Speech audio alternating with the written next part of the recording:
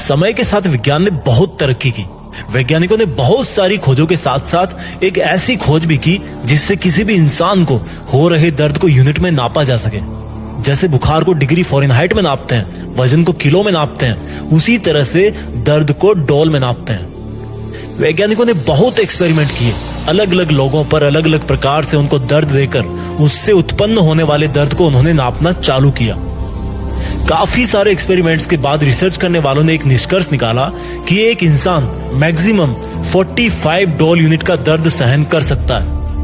इससे ज्यादा दर्द अगर इंसान को महसूस होगा तो या तो वो मर सकता है या फिर वो जिंदगी भर के लिए अपाहिज हो सकता है। लेकिन अब मैं आपको एक चौंकाने वाली बात बताने जा रहा हूं। एक माँ अपने बच्चे को जन्म देते समय 57 डोल के दर्द का सामना करती है। यह दर्द उतना होता है जितना किसी इंसान को उसकी 20 हड्डी एक साथ टूट जाने पर होता है। 57 डोल का दर्द किसी भी इंसान की जिंदगी में सबसे दर्दनाक और रिस्की काम होता है। एक माँ कितनी स्ट्रांग होती है और अपने बच्चे की जिंदगी के लिए कितना दर्द उठा सकती है, ये बात तो वो तभी साबित कर देती है जब उसका बच्चा इस दुनिया में पहली सांस भी नहीं लेता। माँ के हाथ में भले चूड़ियां होती है, लेकिन उसकी हिम्मत के बराबर इस दुनिया में आज तक कोई दूसरी हिम्मत पैदा नहीं हुई। साइंस तो ये भी कहती है कि गीली लकड़ियों से आग जलाना बहुत मुश्किल होता है, लेकिन मैंने देखा है मेरी माँ को गीली लकड़ियों से चूल्हा जला के हर मौसम में उस पे मेरे लिए रोटी बनाते हुए।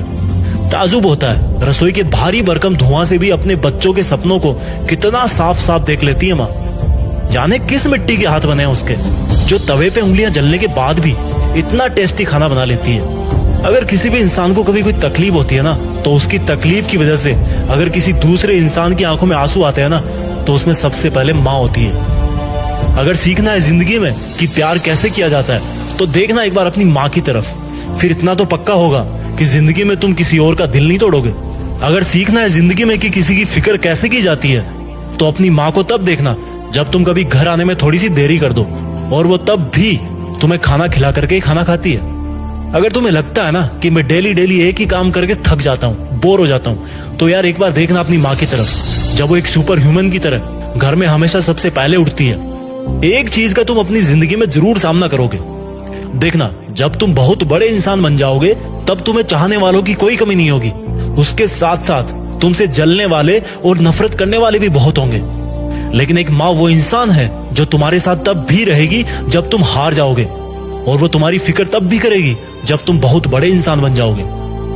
सुन मेरे दोस्त, छोटी सी लाइन में एक रिक्वेस्ट करना चाहता हूँ। तुम्हारी माँ ने तुम्हारे लिए जो कुर्बानियां दी है ना, उसको चुकाने के लायक तो तुम 1000 जन्मों में भी नहीं बन सकते।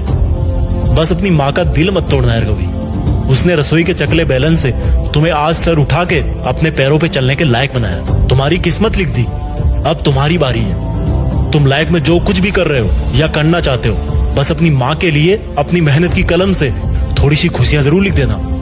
अपनी माँ की कुर्बानियों को कुछ इस तरह से सलामी देना